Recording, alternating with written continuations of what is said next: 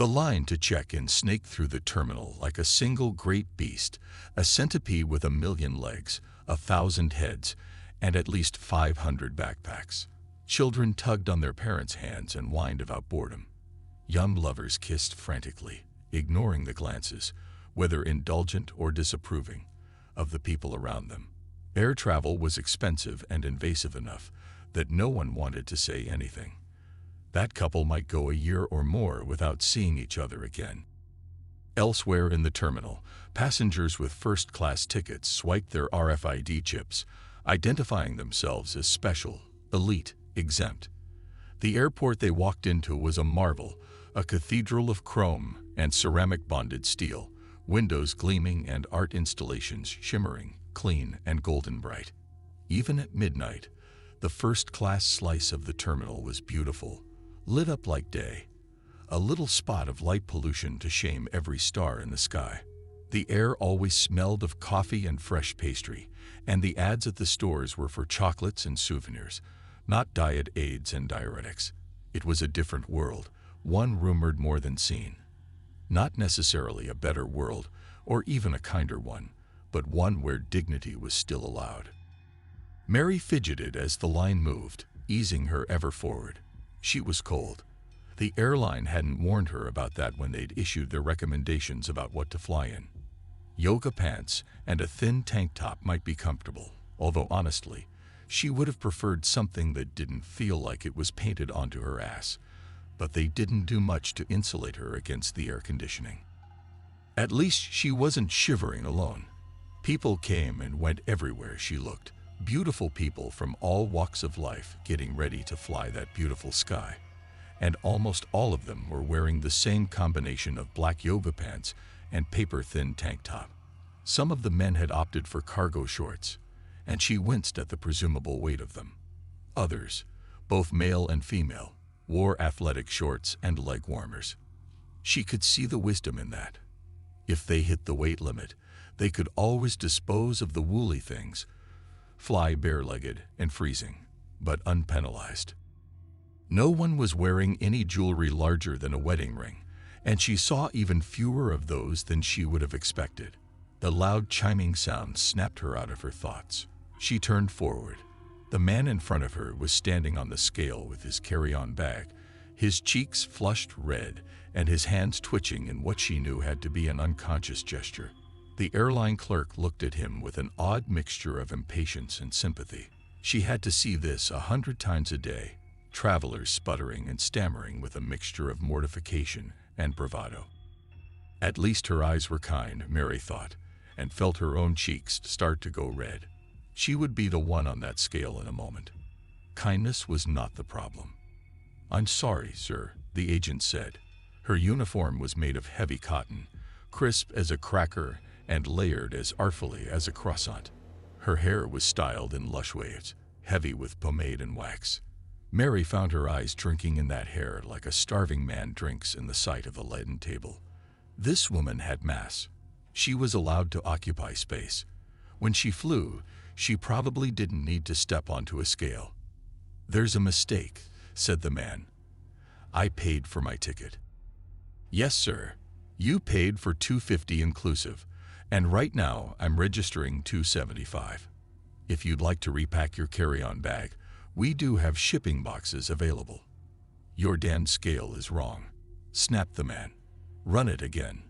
Some of the sympathy left the agent's face. "You are allowed 2 reways before your final number is locked in, sir. If I run it again, you will not be able to calibrate your baggage properly." "I don't care," he snarled. He glanced back at the rest of them, embarrassment and fury in his eyes. How dare they witness his mortification? How dare they exist? Run it. The agent, sympathy entirely gone now, nodded and punched in a code at her terminal.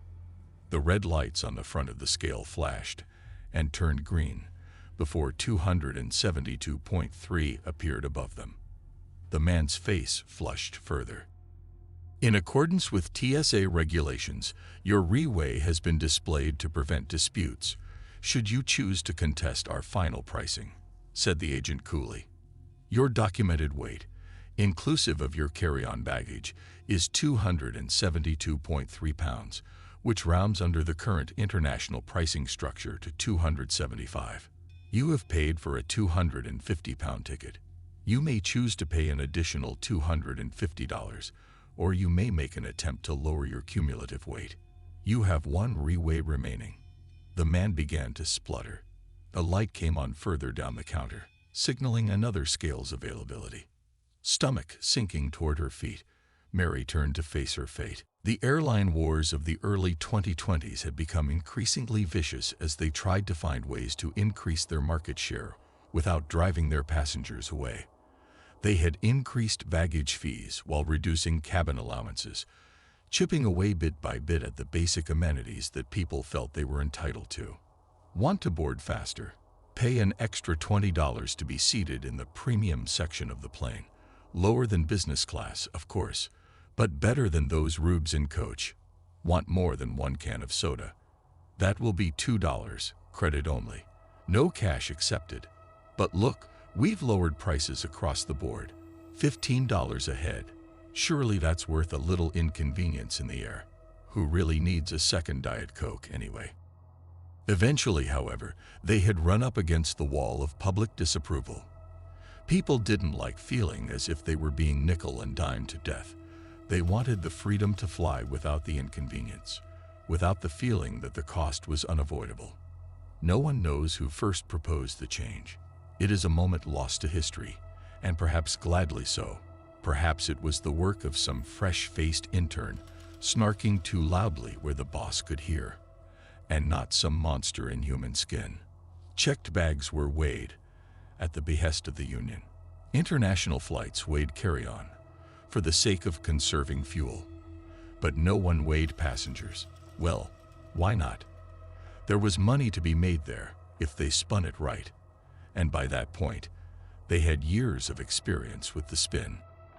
In the end, it had been a surprisingly easy transition, like watching the boiled frog metaphor play out in slow and terrible motion. Who hadn't looked resentfully at their fellow travelers at some point, blaming them for their own physicality?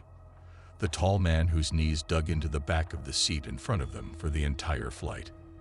The diminutive woman whose comfort was an affront to everyone around her, who could have used the precious inches she so carelessly squandered. The baby who held no ticket, but who used up overhead bin space that could have been used by paying passengers. Everyone represented some sort of offense, if looked at from the right perspective. Better yet, some airlines already had policies on the books, long accepted if rarely enforced, requiring passengers who did not fit into a single seat to pay for second.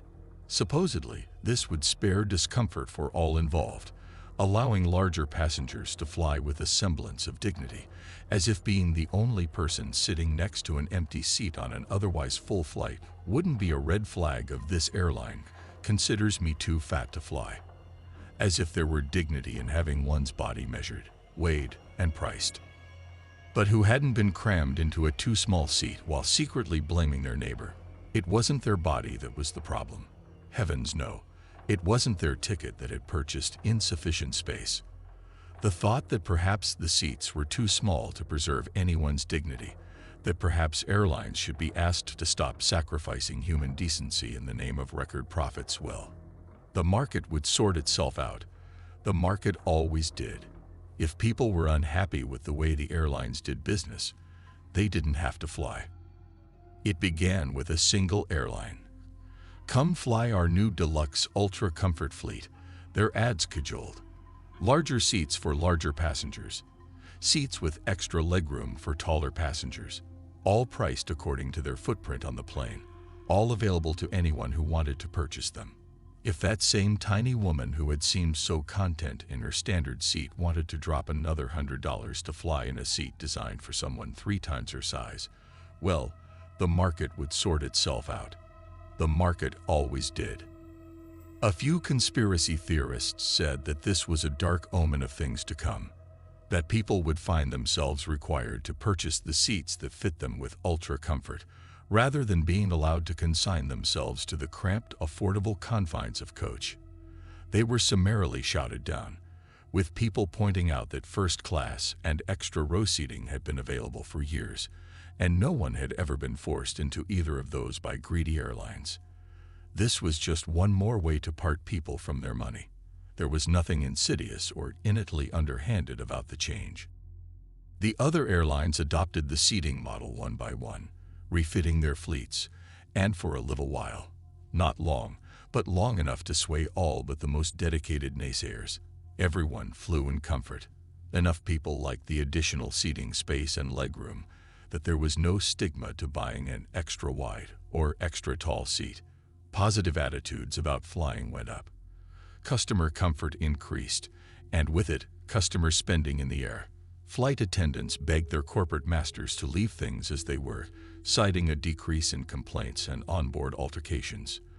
For the first time in a long time, they were flying the friendly skies. People spoke, but money spoke louder. Money always speaks louder. Again, it began with a single airline announcing that, in the interests of keeping fares low and the air travel experience equitable, they would no longer be allowing customers to select their own seats. They could indicate window, middle, or aisle. They could indicate whether they were flying with a group. They could request to be seated together. Their actual seat assignments would be handled by the airline, based on the height and weight figures they entered during the reservation process. Yes, some groups would be unable to fly together, and yes, it would be inconvenient, but priority would be given to keeping parents and minor children seated in the same row, and imagine the increased convenience. Imagine how nice it would be to know that every seat would be going to someone who really needed it, and not to be told during the registration process that the seat that would fit your needs, accommodate your body, was unavailable. People had been inconveniencing each other again, was the message. The airline was merely stepping in to make it all better, to make it all right. And again, the naysayers cried. And again, the reality didn't match the furor, because the flight stayed calm, and the seats stayed comfortable, and the little resentments that had been building up as people found themselves crammed into unsuitable seats simply because they hadn't been able to book the second the flight became available. Those all began to go away. Again, things got better, and again, the other airlines followed suit, until the idea of choosing your own seat was almost silly. As long as you got the right boarding group and the right position in the row, what did the rest matter? The seats were comfortable, weren't they? All the while, the airlines were collecting passenger data, determining averages and price points, and what the market, the all-seeing market, would bear. They were assessing. They were planning. This time, the change did not begin with a single airline. It came to all of them at once, crashing down on the public with the force of Holy Writ. They had done the math, designed the tables, put the stamps on the appropriate forms. The weight of the passengers on the plane directly impacted the cost of fuel. Charging people, not only for their checked bags, but for the combined weight of their bodies and carry-on luggage, was not only reasonable, it was fair. They weren't discriminating, oh no, and they were aware of the fact that weight extremes both upward and downward were frequently the result of medical conditions. Anyone who cared to get a doctor's note certifying that their weight was a direct result of their disability would have their ticket price adjusted to match the hypothetical perfect passenger. Otherwise, people were reminded that all aspects of their person and belongings would be weighed during check-in, and that penalties would be assessed for dishonest ticket buying. Height was, of course, also a factor, and the tall seats were priced even more prohibitively than the seats for larger passengers. But exceedingly tall people made up a smaller percentage of the population. Their complaints were easier to overlook. Air travel remained the only feasible means of seeing the world, of visiting friends and relatives and cultural experiences more than a few hours away. The new pricing structures solidified. If some people chose to retain their dignity and take the train, well, the market would sort itself out. The market always did. The agent offered Mary a warm, professional smile as she stepped up in front of the scale. She did her best to smile back, her mind racing as she reviewed every item in her carry-on. Every piece of food that had passed her lips in the last 2 weeks. She could have skipped the socks. That would have saved her 3 ounces. That would have. ID, please. Mary handed her license and credit card over without saying a word. Her stomach was filled with butterflies. If there were additional charges, she would have to pay them. Her tickets were non-refundable, but she couldn't afford them. Will you be checking any bags today? Yes, she said meekly. They're prepaid. She hoisted them onto the scale, breathing out a silent sigh of relief when their combined total came in under the 80 pounds she had been able to budget for her trip out. Coming back, she would only have one of them. The contents of the other would stay with her sister and her new niece. She might never be able to afford to go and see them again. This visit didn't just need to be special. This visit needed to resolve everything they had between them, balance the debts, and fill their hearts until they could tolerate the distance. Each bag had cost her $100, on top of the price of the ticket. In the back of her mind, she almost thought she could hear her credit cards crying. Excellent, said the agent, checking her readout with a perfunctory glance. You've paid for 40 pounds per bag and have managed to pack appropriately. Congratulations. Have you prepared your carry-on? The suitcases were whisked onto the conveyor belt, making it swiftly impossible for her to transfer anything into them. Their weight was registered and locked, and would not change. Another selling point for this system, according to the spin doctors who spun and wove like Ariadne, the chances of items being stolen from luggage had decreased immeasurably since the weighing system had gone into effect. The fact that it was a change the airlines could have made without weighing their passengers at the same time was irrelevant. Luggage theft was down, PR was good, and once again, the people with legitimate complaints were reduced to malcontents and complainers. Now, if you would please step onto the scale, we can finish checking you in. The agent's smile was bright. Of course it was. She was warm, in her heavy functional uniform. She was allowed to have mass, to occupy space as if it had always been meant to belong to her. To Mary's hungry eyes, she looked like the richest person in the entire airport, wealthy beyond measure, untouchable. Untouchable. Mary blew all the air out of her lungs, emptying herself out like a balloon as she stepped up onto the scale. The first weigh was private, allowing passengers to accept their fates and pay up, or not, as required. 6 months of dieting had led to this moment. 6 months of learning to go without water between meals to keep her bladder empty, of reading e-books to keep the weight down, of doing anything to keep the weight down. Some people didn't plan ahead, didn't plan their diets until the last minute, and wound up at the airport dizzy from juice cleanses and holding their yoga pants on with one hand. Not her. Oh no, she was ready. There was a loud chiming sound. Mary flinched. I'm sorry, ma'am. I'm showing you 3 pounds over your paid limit. Would you like to put this on the card or redistribute your carry-on in some way? Mary's cheeks burned red, remembering the man from before, how quickly he had lost the sympathy of everyone in earshot, including the agent, who was the only person with any potential to help her. She lowered her voice and said meekly, I need to pee. Does that count for anything? The agent nodded sympathetically. She had clearly heard this before. If you'd like to visit the restroom and come through the line again, I can have your bags held until you finish checking in. The line was a great serpent coiling all the way around the terminal and back into the outside air.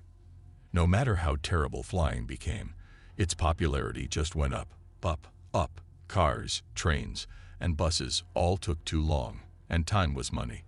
So why not spend a little money to save a little time? Only it was a lot of money.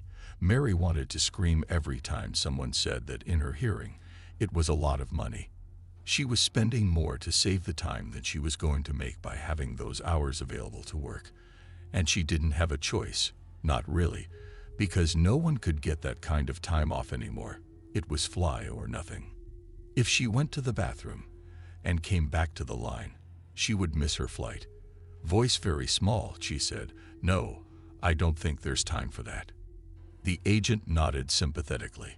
At least she was still on Mary's side. At least no one was staring yet. Shuffling from foot to foot and frowning, but not staring. What would you like to do? Can I take a few things out of my carry-on? You have 5 minutes to complete this transaction, said the agent. Mary nodded and shrugged out of her small backpack, beginning to dig through it as quickly as she could. The sandwich she had brought to eat on the plane could go. It wasn't much, but it was something. The chapstick, the lip gloss, the bottle of aspirin, those were all things she could buy again when she reached her destination, and it would be cheaper to do it that way than to pay for the increase in her fare. The hairbrush, the lucky nickel, the tissues. Bit by bit, she piled her meager life out on the counter for the agent to see, for the people behind her in line to judge. Finally, when there was nothing left to lose, nothing but her medication and her tablet, she swallowed and said, "I'm ready." "Because this is your second weigh-in, the results will be public," said the agent, not unkindly, and not clearing the counter yet either. Mary realized that she was being given one more chance to pay the fare as it stood, and to save the small detritus of her existence. But the cost. "I understand," said Mary faintly. "You've paid for a 300-pound ticket, inclusive, and are currently weighing in at 303 pounds. The agent pushed a button. The red numbers, the dreaded red numbers, appeared. Mary swallowed hard and stepped onto the scale. The red zeros began to transform into real integers, climbing until they reached their final total, 301.2. She would have needed to be willfully obtuse to miss the look of regret and, yes, disappointment on the agent's face. Looking up, the woman met Mary's eyes without flinching away. "I am so sorry," she said. "Your documented weight, inclusive of your carry-on baggage, is 301.2 pounds, which rounds under the current international pricing structure to 305. You have paid for a 300-pound ticket. You may choose to pay an additional $305, or you may make an attempt to lower your cumulative weight. You have one reweigh remaining." The words were flat, dead, devoid of either judgment or mirth. Behind her, Mary could hear the people muttering and shifting in their places. Some of them, she knew, would be sneering at her, seeing nothing but another fatty who couldn't keep her eating under control. They didn't see the dieting and the shame, the diuretics, the stress. They didn't see the studies that said this kind of rapid weight loss was hard on the heart, or the genuine concern in the faces of her friends, who had asked her over and over and over again whether this was worth it to see her sister, who had moved to the other side of the country and cut ties with the rest of the family of her own choice. But some wounds only healed through proximity, and she wanted to meet her niece, and she had thought she could do it. She had come so close. More than 50 pounds lost, and for what? A public shaming and a fine she couldn't afford to pay. It wasn't just about the money. It was about living in a world that hated fatness so much that imposing a fine on it had ever seemed like a reasonable thing to do. "Am I allowed to fly barefoot?" she asked softly. "You can purchase flip-flops just before security," said the agent. Then, in a tone that was, if anything, even more regretful than it had been when she announced Mary's weight, she said, "Please remember, however, that all passengers will be weighed prior to boarding the plane, and additional fees can be imposed if you have exceeded the limits of your ticket. These fees will be higher due to the increased resources necessary to manage the transaction past security." What increased resources? Mary wanted to howl. Having someone to swipe a credit card. Having someone to point at the fatty. She did nothing of the sort. She didn't say another word. Merely swept the contents of her carry-on back into her bag, clutching the strap like a lifeline, and offered her card to the agent, holding her breath all the way. If it was declined, this was it. She wouldn't get the cost of her original ticket back. No refunds, no returns, and she wouldn't see her sister again in this lifetime. It was all down to the tenuous thread of her credit, which was already stretched so thin that she feared it might snap. With a sympathetic expression on her face, The agent ran the card. The numbers glared red. The crowd murmured. The agent smiled. Transaction successful. You have been upgraded to a £305 ticket, inclusive of carry-on and other incidentals. Meaning don't drink too much water, don't buy anything from the few small, struggling restaurants still holding on past security. Don't do anything to raise your weight, or when we weigh you again, ostensibly to confirm that the plane has been properly fueled, we'll charge you again. Don't exist. Don't take up space. Don't breathe. Thank you for flying with us, said the agent, and handed Mary back her card. Mary forced a wan and trembling smile, took a step back, and started towards security, blending back into the crowd, all with their own reasons to fly, all with their own reasons to fear the unfriendly skies, and doing her best to do what the world had always demanded that she do, to fade away, to become nothing more than the interplay of air, and to let her mass, paid for and measured to the unforgiving ounce, be dispersed and hence redeemed. How wonderful it must have been to be allowed to take up space, to be allowed to walk in the world without fear of judgment. How wonderful it must have been to feel unable to exist. Mary walked through the ranks of travelers bent on their own destinations, and the silver gates of security opened wide and swallowed her down.